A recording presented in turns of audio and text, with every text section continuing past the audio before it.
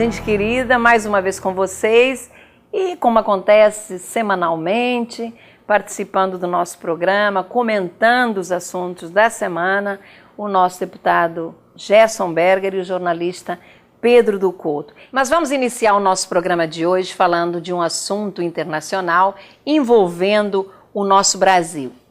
Todos nós conhecemos a posição do tirano, presidente do Irã, Mahmoud Ahmadinejad, que recentemente e sempre negou a existência do Holocausto e quer destruir o Estado de Israel.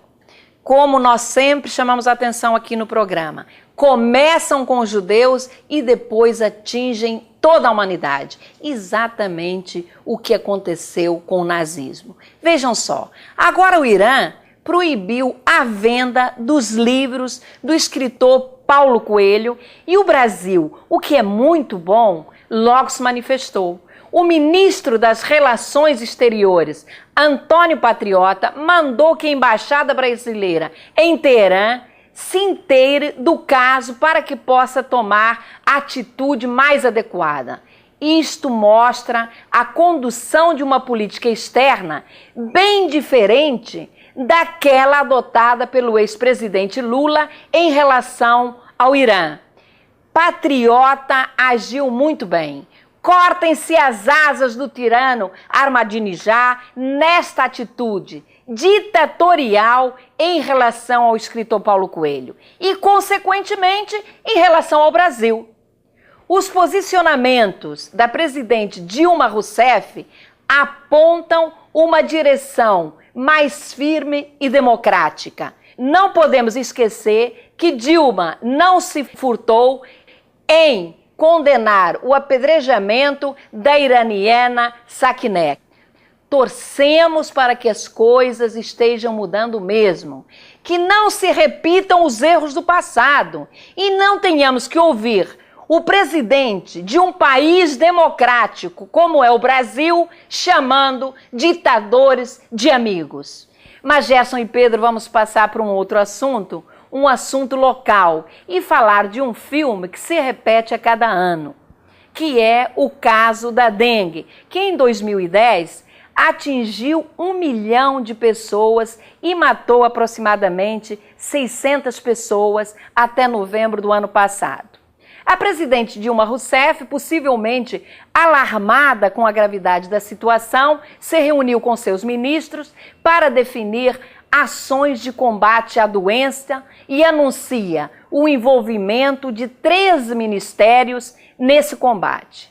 16 estados estão em situação crítica e o nosso Rio de Janeiro, o município do Rio de Janeiro, corre sério risco de epidemia.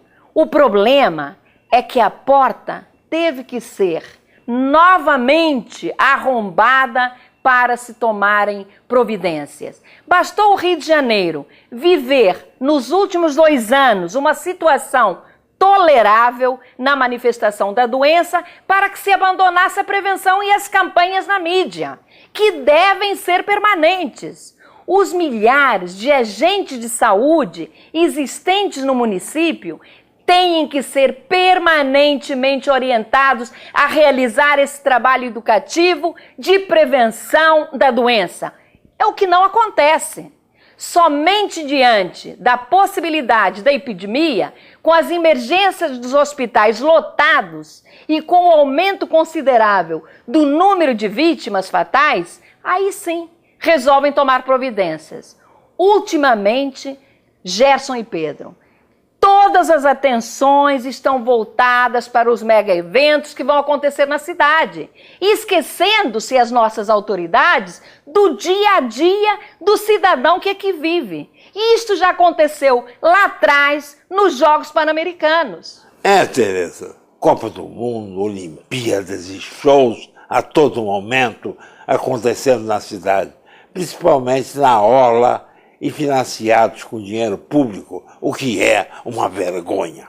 Espetáculos em áreas públicas ou não têm que ser patrocinados por instituições privadas. Dinheiro público é para ser usado no atendimento especial do cidadão, a começar pela saúde. Veja, por exemplo, o último show do Roberto Carlos, que custou aos cofres públicos 6 milhões de reais. Nada contra o Roberto Carlos, grande ídolo e ser humano que admiro muito. Mas nada justifica que se construa uma passarela em frente ao Copacabana Palace, ligando o hotel ao palco com dinheiro público. Sem comentários. Enquanto isso, as pessoas lotam e morrem nas emergências dos hospitais públicos. Não há vaga nas CTIs e a prefeitura deixa de investir em campanhas de prevenção tão importantes como no caso da dengue, que você tão bem citou, Tereza. Lamentável. Essa, mais uma, epidemia da dengue que atinge o Rio de Janeiro é uma consequência da omissão sucessiva das autoridades que, como vocês disseram aqui, não fazem campanhas preventivas, não tomam providências de tipo algum. Passa-se pelas ruas do Rio, buracos, calçadas, poças, onde o mosquito se alimenta e se reproduz. Impressionante que pessoas percam a vida quando isso seria facilmente evitável, bastando uma campanha séria de prevenção.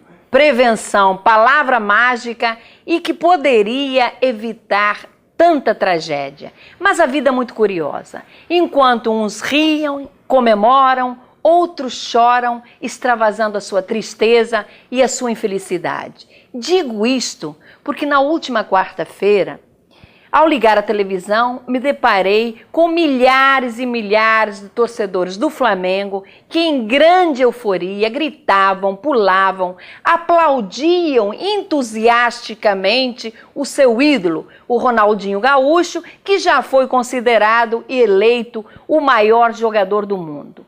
Contrapondo-se a estas cenas de alegria, mudo de canal e assisto às cenas que me levam às lágrimas. Ao ver a angústia, a tristeza estampada e o horror vivido por milhares de famílias que perderam seus entes queridos e seus bens materiais em mais uma tragédia, consequência das fortes chuvas que atingiram São Paulo e aqui no Rio de Janeiro, a região serrana. Implacável a natureza, não é, Pedro e Gerson? Chego a pensar que até é vingativa em relação às agressões que lhe são impostas pelo homem. Mas também vemos uma demonstração de irresponsabilidade daqueles que constroem em áreas consideradas de risco e até de preservação ambiental, sem fazerem sequer um estudo mais profundo do solo. E digo isto referindo-me àqueles que tinham verdadeiras mansões, moradias de excelente nível, ocupadas principalmente nos finais de semana e nas férias. Onde está a fiscalização estadual e municipal que autoriza essas construções? Sabendo que essas áreas são áreas de risco? Será que possuímos técnicos incompetentes ou pessoas que se deixam levar pelo famoso jeitinho? Não sei. Este programa manifesta aqui o seu mais profundo pesar às famílias das vítimas, que Deus, em sua infinita bondade, lhes deu o conforto que tanto necessitam para superar esta dura prova. Quanto às autoridades envolvidas na questão, peço que reflitam sobre o mal que causaram estas pessoas, vítimas, sim, da omissão e do descaso de uma tragédia previamente anunciada, que se repete a cada ano. Essa questão do jeitinho, que também pode ser traduzida como corrupção, é causadora de uma série de tragédias através do tempo. Há 44 anos, desde a crise de 66 da enchente do Rio de Janeiro, que desabamentos, que áreas de risco são consideradas inabitáveis, mas que continuam sendo habitadas, que áreas de construção em espaços verdes violam a natureza, agridem a natureza, reduzem a resistência do solo, mas a coisa continua. Então houve a tragédia de Angra dos Reis, do Morro do Bumbo em Niterói, e agora a tragédia das cidades serranas. É realmente impressionante e que levou a população às lágrimas, enquanto alguns outros comemoravam a alegria, no caso do Ronaldinho do Flamengo. Aliás, esse contraste é bem marcante, porque essa transação que envolveu o jogador Ronaldinho, ninguém sabe que valor possui. Quanto o Flamengo pagou pelo passe, não é o salário do jogador, e se sabe que é 1 milhão por mês, durante 4 anos, mas não é esta a questão. Quanto foi o passe, quais são as transações que estão por trás em marketing, envolvendo a marca Flamengo, paixão do futebol brasileiro, a torcida maior do Brasil. É preciso ser esclarecido. Mas voltando à tragédia, realmente é preciso pôr um ponto final na sua sequência. Pessoas perdem a vida, perdem a integridade, perdem tudo o que têm, à custa da omissão de poucos. Tereza, Pedro, a vida dessas pessoas não tem preço e ninguém poderá devolver. Como vocês disseram, tragédia anunciada e que se repete a cada ano, apenas em lugares diferentes. Pergunto o que foi ou está sendo feito em Angra dos Reis, do início de 2010 até hoje. Parar as construções irregulares e as famílias vão remanejadas para outro lugar? Perguntas a serem respondidas pelo poder público. Quero contar uma historinha verdadeira para todos vocês. Lá vai ela.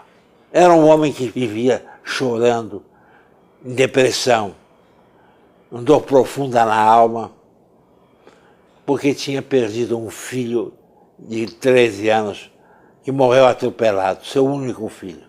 E os seus amigos queriam consolá-lo, ver se ele passava a rir, achar graça na vida e compreender que foi um acontecimento, mas ele não cessava nos seus choros repetidos.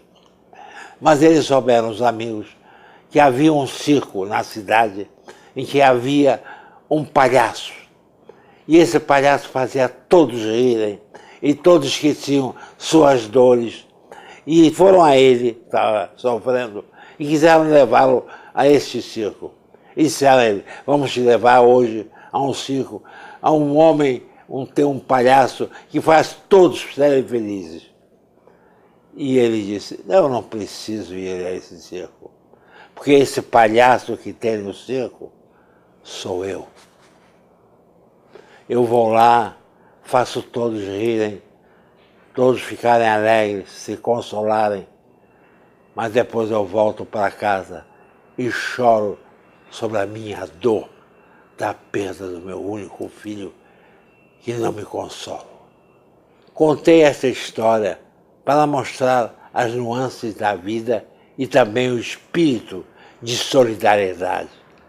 Me impressionou um jovem que vi na televisão, vítima da tragédia que atingiu a região serrana. Apesar de em lágrimas declarar que perdeu toda a família, pai, mãe, irmãos, estava ali ajudando no resgate das vítimas. Com coragem, com determinação, prestando a sua solidariedade, apesar da infinita dor e opressão que iam em seu coração. Quanto desprendimento e dignidade.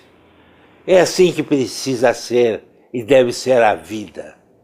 Quem dera os nossos dirigentes tivessem um pouco desta coragem para realmente enfrentar este problema que a cada ano faz tantas vítimas. Pedro e Gerson, o tempo acabou e com muita tristeza nós encerramos o programa de hoje. Obrigada pela participação. A você que nos assiste, tenha uma excelente semana. Nos encontramos no próximo domingo, às 12 horas, aqui na CNT. Até lá.